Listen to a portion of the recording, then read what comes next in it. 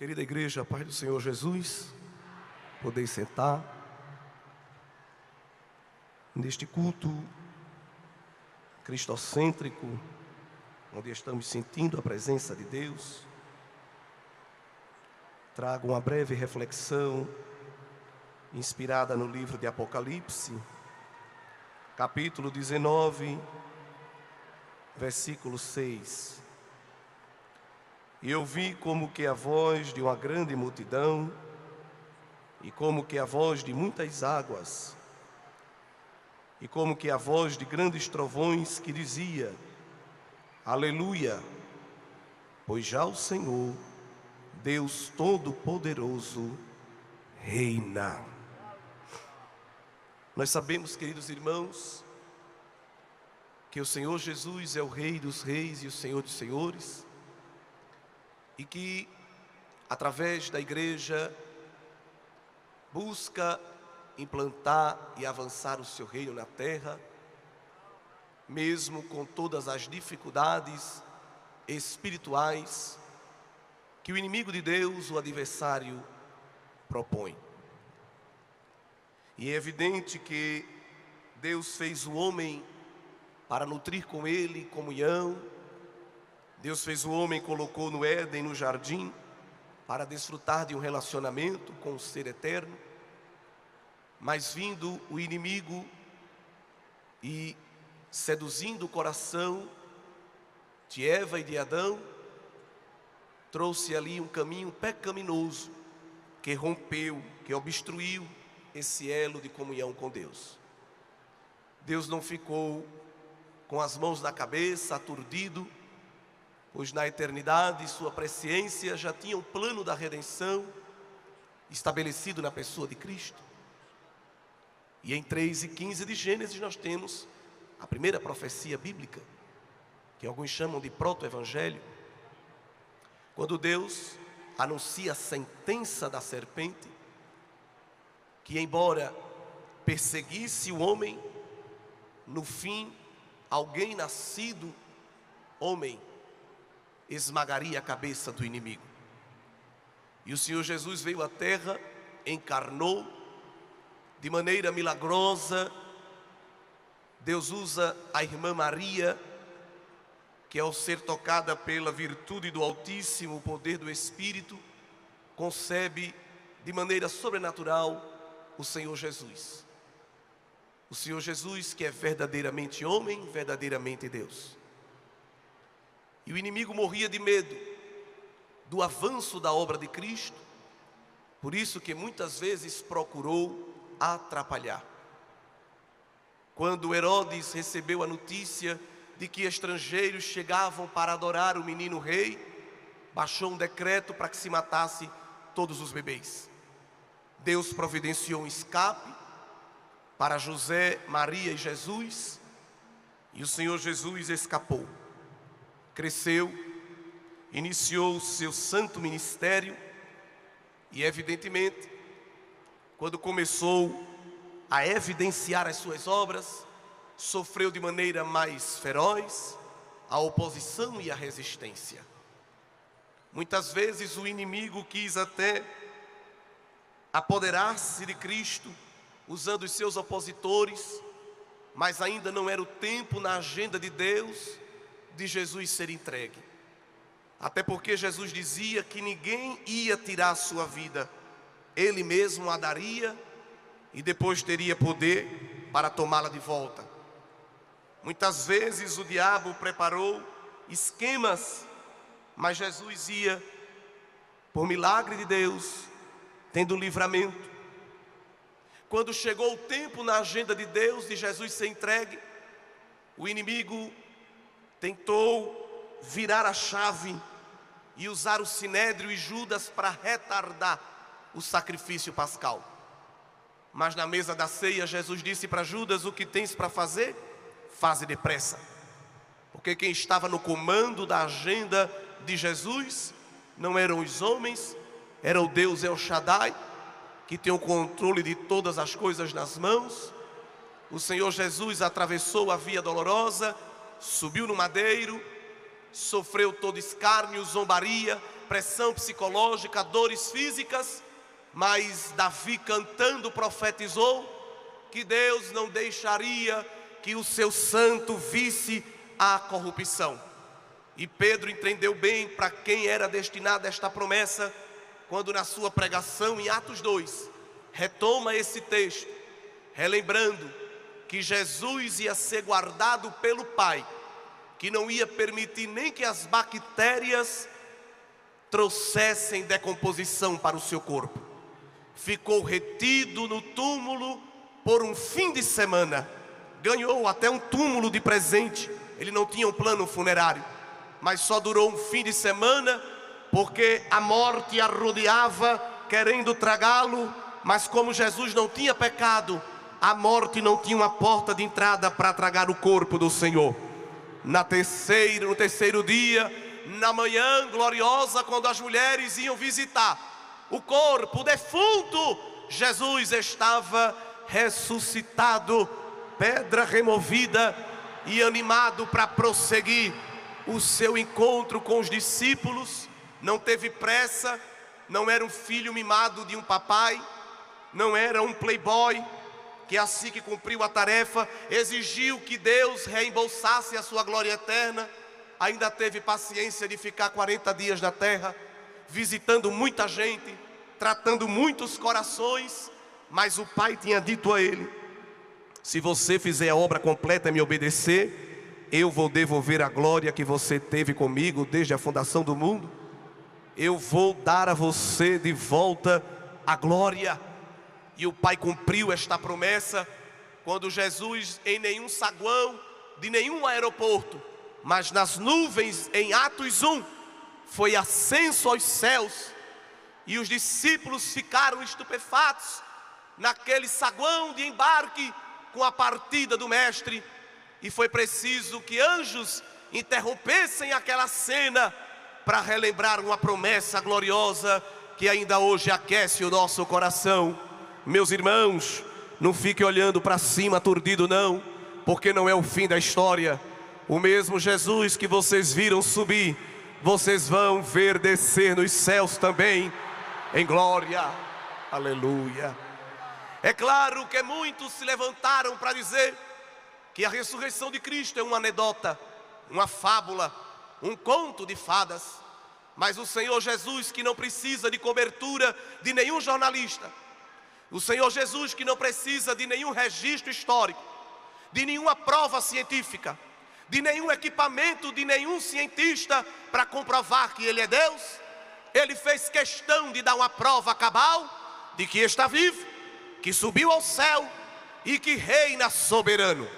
O primeiro mártir da igreja, o diácono Estevão, prestes a ser apedrejado, tinha tudo para ser acometido por uma síndrome do pânico, por um terror psicológico, por um medo, mas deixou de olhar para a cara feia de quem lhe perseguia, subiu a sua fronte para o alto e viu o templo aberto e a tela do céu revelada, e disse: eu estou vendo o céu, eu estou vendo o Pai sentado no trono, e estou vendo o Filho Jesus de pé à sua direita. Aleluia. Jesus está vivo, Jesus está no trono, Jesus está reinando sobre todas as coisas.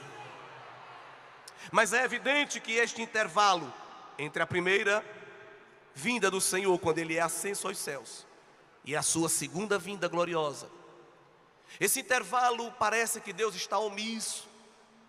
Nós estamos vendo uma escalada de corrupção, nós estamos vendo uma escalada de violência, frieza espiritual, falta de temor. O melhor termo para denominar o tipo de governo que nós vemos na terra é a anarquia. Cada um faz o que bem quer, pervertem os direitos, distorcem as leis, bagunçam os valores. O certo virou errado, o errado virou certo. A vida de uma baleia, de uma tartaruga e de um caranguejo vale mais do que a vida de um homem, imagem e semelhança de Deus. Um pai não pode orientar o seu filho no caminho do que é certo e do que é errado. Carregar um punhado de maconha não é crime, mas carregar a palavra de Deus na forma de uma Bíblia impressa pode lhe colocar na prisão. O mundo está uma bagunça. Os homens pensam que fazem o que querem, e somente há uma frente de resistência que ainda não se dobrou para esse sistema que a Bíblia denomina de Babilônia. A grande meretriz, a grande prostituta, que tem como sacerdotisa Jezabel, que traz os homens para as suas paixões. O anticristo, de maneira sorrateira, já quer dominar todas as coisas, porque o desejo do diabo é reinar, é ter todos os reinos. Ele é tão ousado que no deserto chamou Jesus para uma reunião particular, lhe mostrou todos os reinos do mundo e disse: te darei se prostrado me adorares. Jesus nocauteou o diabo, não foi com um corinho de fogo, não foi com uma cortada de laço, mas citando a palavra de Deus: somente ao Senhor teu Deus adorarás, e somente a Ele prestarás culto. O cão não suportou e desapareceu, mas o Filho de Deus recebeu o café da manhã servido por anjo, porque o que é dele seria dado pelo Pai e não pelas hostes infernais. Mas o inimigo está aí, avançando, querendo dominar tudo, e ele só encontra uma frente de resistência, a saber, a agência do reino de Deus na terra, os embaixadores de Cristo, a luz do mundo, o sal da terra, os candeeiros de Deus, os verdadeiros luzeiros que brilham no mundo corrompido e perverso, anônimos, perseguidos, excluídos, zombados, mas que receberam do Pai unção do Espírito e autoridade para declarar abertura de prisão. Com todo respeito, lugar até onde a PM não entra, a CEADAL entra e quebra os grilhões no poderoso nome de Jesus. Lugar onde médico não consegue entrar, Deus usa a irmã da comissão, revela o diagnóstico, diz o tratamento. Glória ao nome de Jesus. Eu sei que cada autoridade e cada profissão tem o seu lugar, mas a igreja, Deus entregou algo que não entregou a mais nenhuma esfera política, cultural, econômica. A igreja é a agência que afora a bandeira do rei e que diz: Maranata. Enquanto ele não chega, vamos avançando, declarando libertação e vida eterna. Mas o inimigo está aí, tentando destruir, tentando bagunçar, tentando desorganizar. E Deus ia mostrar, através de Jesus, toda esta confusão, todas essas catástrofes ao apóstolo João na ilha de Patmos. João foi para um presídio de segurança máxima, não tinha direito à visita, mas aquele que não precisa mostrar identidade é carcereiro, aquele que não precisa passar por detector de metal, aquele que não precisa colocar nome em lista de espera para ver se recebe autorização para entrar na cela e fazer uma visita. Aleluia. Quando precisa, ele desce do trono e faz uma ronda pessoalmente na terra. E ele disse: eu vou visitar o meu apóstolo amado, eu vou visitar o meu servo. Aleluia. João ouviu um brado estonteante. Quando olhou para o lado, estava aquele ser glorificado, passeando no meio dos castiçais que é a igreja. Jesus só manifesta a presença dele na terra porque os castiçais ainda estão aqui. Se os castiçais não estivessem aqui, o mundo já tinha implodido por dentro. Mas como a igreja está ainda na terra, de vez em quando Jesus manda um refrigério, manda um escape, glória. E ele veio trazer um escape para João. João, eu vou te revelar tudo o que vai acontecer. Tu vai olhar para a terra, vai ver muita confusão, muita corrupção, muito pecado, muita bagunça. Mas vem comigo em Apocalipse capítulo 4. Depois destas coisas, olhei, e eis que estava uma porta aberta no céu. A primeira voz, que como de trombeta ouvira falar comigo, disse: sobe aqui. O homem estava preso, mas estava fazendo visita no céu. Quem entende essas coisas? Porque há sistemas querendo prender a igreja, há sistemas querendo calar a tua voz, querendo atar as tuas mãos, querendo aprisionar os teus pés, impedir que ele continue marchando na obra. Mas pode se levantar Nabucodonosor, Nero, Domiciano, Herodes, pode vir o anticristo em pessoa. Ainda tem porta aberta no céu, e ainda tem a voz do Cordeiro dizendo: sobe aqui para eu te mostrar o que eu não mostro a ninguém. Sobe aqui para tu ouvir o que ninguém ouve. Glória. Abre a tua mão. Nós estamos num ginásio, mas aqui foi santificado para este culto. O pastor disse que aqui está acostumado a ouvir muito grito de gol, mas hoje esse telhado vibra com grito de glória. Abre a tua mão e recebe comunhão com o céu. Enquanto na terra tudo estiver travado, Deus está abrindo porta no céu e dizendo: não está só, igreja, eu estou contigo, minha filha, eu estou contigo, meu filho. Alguém não te aceita aí, o céu te aprova. Alguém te zomba aqui, o céu te honra. Alguém te exclui aqui, o céu te abraça. Entra nesta comunhão. Ai, como alguém pensa que é conhecido, aqui está o povo que é conhecido do soberano rei. Ele sabe o nome de cada um, a trajetória, as necessidades. Queridos, a notícia não é muito otimista. Quem conhece a palavra de Deus sabe que as coisas só vão piorar. Tem pessoas que não gostam quando a gente diz isso. Se você acredita em algo diferente disso, você vive uma utopia. As coisas aqui na terra somente irão piorar. Mas antes de Jesus mostrar a João tudo que ia piorar na terra, deu uma volta com ele no céu, Apocalipse 4:2, e foi logo arrebatado em espírito, e vi um trono posto no céu, e não tem vacância não, viu? A cadeira não está vazia não, está preenchida, e um assentado sobre o trono. João, tu vai ver muito quebra-quebra aqui embaixo, mas quando tu pensar em se desesperar, lembra da porta aberta no céu e o que eu te mostrei. Tem um que está no controle. Ele está no controle da tua casa, está no controle da tua parentela, está no controle dos teus negócios, está no controle dos teus sentimentos. Ele está no controle da tua mente. Ai, quanta seta quer entrar na tua mente, mas Ele guarda a tua mente, Ele tem poder sobre ela. Recebe aí a autoridade de Jesus sobre a tua vida. Ele está no comando. Ai, como alguém grita, ai, como alguém quer usurpar a autoridade e dizer: sou eu. Mas aquele que está no trono já já vai ficar de pé e receber termo de posse da mão do Pai.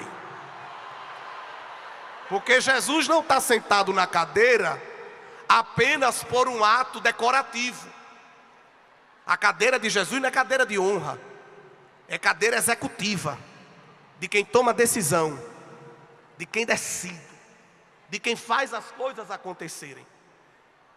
E é interessante porque no capítulo 4, Jesus é louvado como Criador. A criação para adorá-lo, porque sabe que Ele tem poder sobre a criação. Ele tem tanto poder sobre a criação, que Ele usa a terra para tratar com a terra. Ele usa a terra, a natureza, para tratar com a terra, a humanidade. No capítulo 11, Ele revela que não vai tratar com a terra, a humanidade cruel, com míssil, com arma nuclear, com bomba, com nada. Ele vai usar a própria terra, a natureza, para destruir terra humana cruel. Quem não se rende para Ele, quem não se prostra diante dEle, Ele usa a própria terra para tratar. É queimada, é maremoto, é tsunami, é saraivada, é pedra de gelo caindo na cabeça. E tem tanta gente se levantando querendo ser salvador. Com todo respeito, se algum político, se algum religioso, se algum artista da Globo aparecer aí dizendo que vai salvar a natureza, não caia, é golpe. Romanos 8 diz que árvore, água, terra, animais, vento, geme, aguardando o dia que o Redentor, que é Criador, vai descer do céu e vai dizer: camada de ozônio, restaura. Terra poluída, rejuvenesce. Planta desfolhada, reverdece. Água podre, fica cristalina. Ele vem para restaurar a terra. Não tem partido verde que resolva, não tem ministro do meio ambiente que resolva. Mas quando o Cordeiro, que também é leão, descer, glória.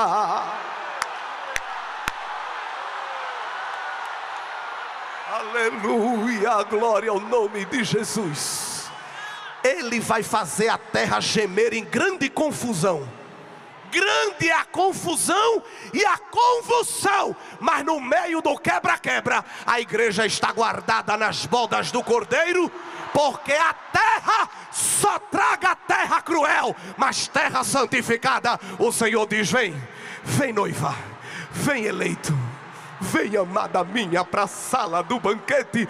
Olha o meu estandarte do amor levantado. Olha as romãs, olha as passas. Eu te guardo do quebra-quebra, eu te guardo da confusão. Tem livramento de Deus para a igreja. Não vai precisar ir para bunker, não vai precisar se esconder em iglu, não vai precisar ir para a ilha, nem pegar nave para Marte. A gente vai para o terceiro céu, onde haverá somente glória, glória, glória. Aleluia. Oh, como alguém se vangloria porque a casa tem cerca elétrica. Oh, como alguém se vangloria porque tem um pitbull. Oh, como alguém se vangloria porque o carro é blindado. Ai, como alguém se vangloria porque tem segurança 24 horas. Mas há um povo que não tem cerca elétrica, mas tem muro de fogo ao redor. Lebre a sobremite a fúria. Há um povo que não tem carro blindado, mas tem sangue no umbral da porta. E quando o anjo da morte chega, tem que pular. Xereberece a fúria. Aquele que habita no esconderijo do Altíssimo, a sombra do Onipotente descansará. Olha o povo que Deus faz descansar. Olha o povo que Deus esconde. Olha o povo que Deus invisibiliza. Olha o povo que Deus guarda. Aleluia. Mas a bagunça vai aumentar. A confusão é grande. Queridos, se prepare para no seu Instagram, no seu YouTube, você vê muito escândalo ainda na terra. Se prepare para ver muita queda, muito choro, muita vergonha. Mas quem for santo, santifique-se mais. E nessa tarde e noite tem ribeiro cristalino lavando aqui. Quem quer ser puro, aleluia. Tem a água de Deus brotando do altar. E o Senhor te convida, mergulha. Eu quero te fazer pura, aleluia. Tua mente estava tão suja, mas eu vou transplantar a tua mente para a mente de Cristo. Eita Deus grande, quantas mentes travadas no pecado, mas o Senhor faz transplante de mente ainda. Aleluia. E é verdade que a igreja do Senhor não se embaraça, a igreja do Senhor não entra no sistema da Babilônia, porque a igreja do Senhor bate continência apenas para o Rei dos Reis e Senhor dos Senhores. E no capítulo 5 este rei vai ser louvado como Redentor. Porque quando surge-se uma pergunta em Apocalipse 5:2, quem é digno de abrir o livro e desatar os seus selos? Verso 3, não apareceu nenhum candidato no céu, nem na terra, nem debaixo da terra. João no verso 4 começou a chorar, porque ninguém se candidatou a tomar o livro. Que livro era aquele? É o livro que desenrola a história da humanidade. E a explicação deste livro de Apocalipse 5 está em 32 de Jeremias. Quando Jeremias comprou um campo do seu primo em Anatote, pagou os ciclos de prata e pediu a Baruque que colocasse as duas escrituras, uma aberta e uma selada, dentro de um pote de barro. Naquele tempo não tinha cartório, não tinha como escanear documento, não tinha como mandar em PDF. Então se pegava a escritura sem o selo e a escritura selada. A escritura selada era o QR Code de autenticação da escritura aberta. Quando o tempo passava e o dono da terra vinha reivindicar a propriedade, alguém dizia: será que você é o dono mesmo? É, pode abrir o pote de barro que está escrito aí. Quando se pegava o primeiro conteúdo, se via que estava escrito. Agora abra o que está selado, você vai ver que está o meu nome comprovando que sou eu. E assim ele resgatava o termo de posse. Tem um termo de posse que não está guardado em nenhum cartório, nem em cofre de Banco Central. Tem um termo de posse, o termo de posse do universo, que está guardado na sala do trono. Eita Deus! E quando ficou aquela pergunta no ar: quem é digno? Quem é digno? Quem é digno? Jesus se levantou, foi lá na mão do Pai, pegou o termo de posse e disse: eu sou, porque eu comprei com meu sangue. O Pai me deu autoridade para desenrolar o rolo, para desenrolar a história, para executar o seu juízo. Jesus tem o termo de posse. O diabo está querendo alastrar o domínio para várias esferas, mas o Cordeiro que ressurgiu como leão, ele vai pegar a escritura na mão e vai dizer: o proprietário sou eu, quem manda na casa dela sou eu, quem manda na casa dele sou eu, a parentela dele, quem comprou fui eu com sangue. Bora! Enquanto esse dia não acontece, ele deu à igreja o alvará de soltura de Isaías 61. É por isso que Deus tem usado para libertar vidas, para proclamar o evangelho. O inimigo agrilhão coloca a prisão, a igreja traz o alvará de soltura. Em nome de Jesus seja liberto, em nome de Jesus receba a vida. Tem autoridade de Deus na tua mão, tem autoridade de Deus na tua boca, e o Cordeiro vai vir resgatar o termo da sua herança. Louvado seja o nome do Senhor. E as nações ficam enfurecidas, porque sabem que esse dia está chegando. E como esse dia está chegando, irmãos, nós vamos já já ver este ápice de ira aumentar. No capítulo 11, no verso 18, é nos dito que as nações se iraram. Salmo 2 diz que as nações se amotinam.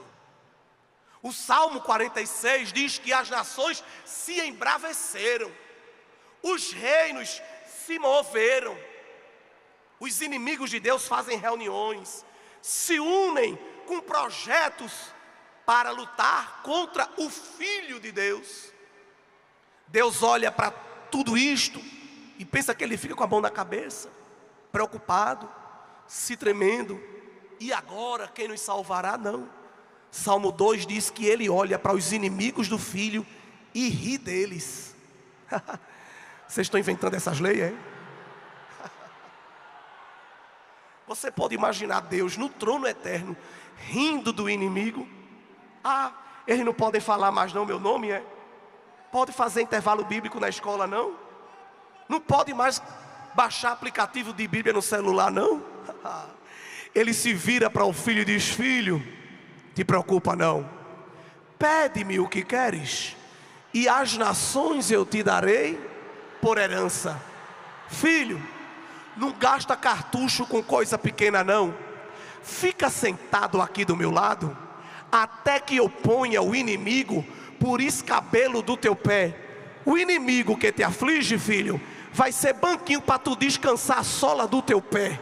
Senta aqui, porque tu és Senhor, tu és sacerdote eterno, disse o pai para o filho. Não é segundo o DNA de Levi não, nem de Arão, tu és segundo a ordem de Melquisedeque.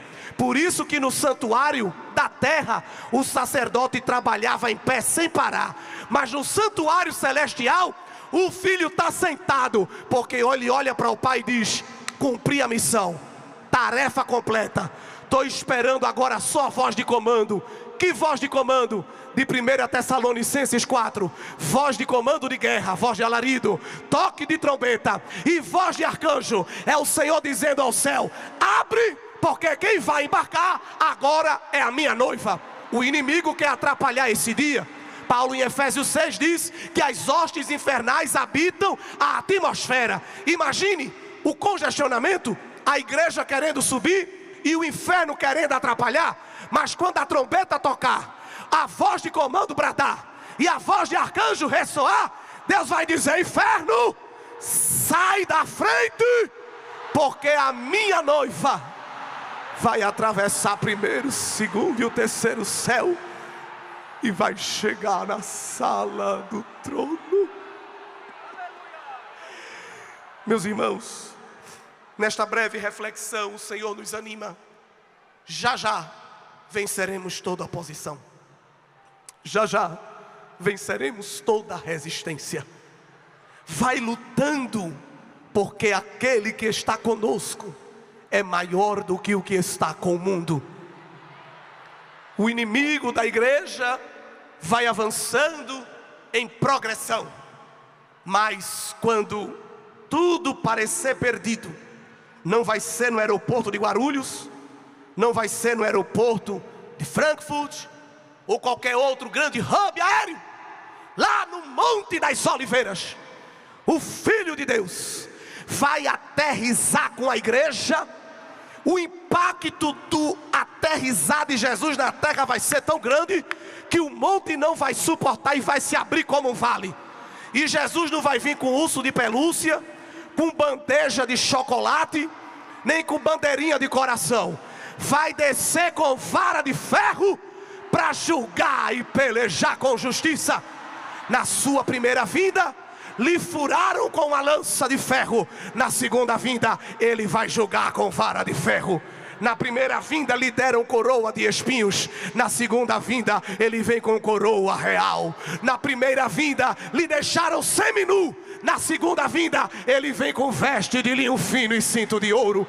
Na primeira vinda furaram as suas mãos. Na segunda vinda ele vem com as estrelas na mão. Na primeira vinda furaram os pés. Na segunda vinda não tem podóloga nem pedicure que deixe o pé daquele bonito. É como latão polido e reluzente. Na primeira vinda seus olhos choraram. Na segunda vinda não tem lente de contato, é olhos como chama de fogo. Na primeira vinda ele chorava, na segunda ele enxugará dos olhos toda lágrima. Na primeira vinda ele disse: eu tenho sede. Na segunda vinda ele vai dizer: eu tenho água para dar para beber. Quem tem sede venha. Glória. O céu vai se abrir e Jesus virá buscar a sua igreja. Que Deus nos abençoe.